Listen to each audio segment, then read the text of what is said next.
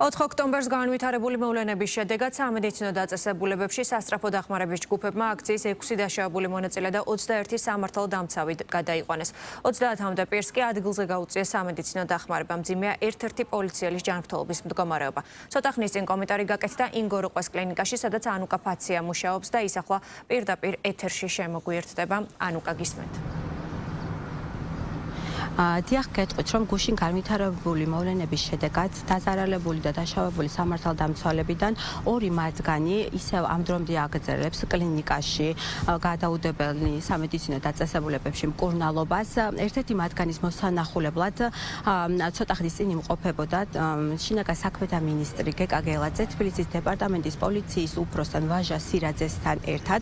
როგორც მინისტრმა ჩვენთან საუბარისას განაცხადა, ამ დროისათვის სამართალდამცველების ჯანმრთელობის მდგომარეობა სტაბილურია და მათ სიცოცხლეს საფრთხე არ ემუქრება.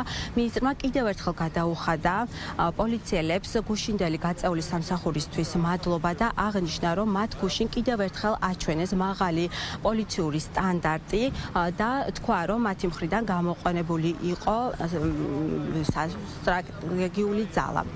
ასევე რაც შეეხება ჯანმრთელობის მდგომარეობას დაშავებულის, გეტყვით, რომ როგორც მედიკოსები აცხადებენ, პირი, რომელიც გუშინ შემოყვანილი იქნა ინგო როყვეს სახელობის კლინიკაში ქალა ტრამვის შედეგად, ამ დროისათვის მის ჯანმრთელობას საფრთხე არ ემუქრება და ის პირი კონტაქტური არის, როგორც მედიკოსები აცხადებენ, ის იმყოფება თერაპიული განყოფილების დეპარტამენტში და დაკვირვების ქვეშაა.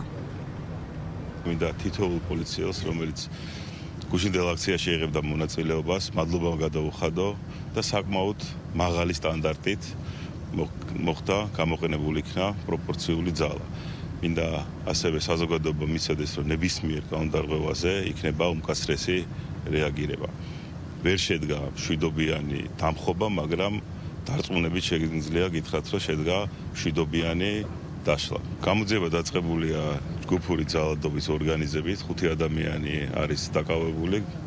მიმდინარეობს კვლავ ამ წუთებშიც ოპერატიული და საგამოძიებო მოქმედებები და შესაბამისად ყველა პიროვნების იდენტიფიცირების შემდეგ მიეცემა ყველა შესაბამის სამართლებრივი პროცესებში. პაციენტთან გამოვლინდა ქალატვინის კეროვანი ტრავმა, კერძოდ სუბარახნოდული სისხლჩაქცევა, მარჯვნივ საფეთქლის ძვლის ხაზოვანი და ფრაგმენტული მოტახილობა.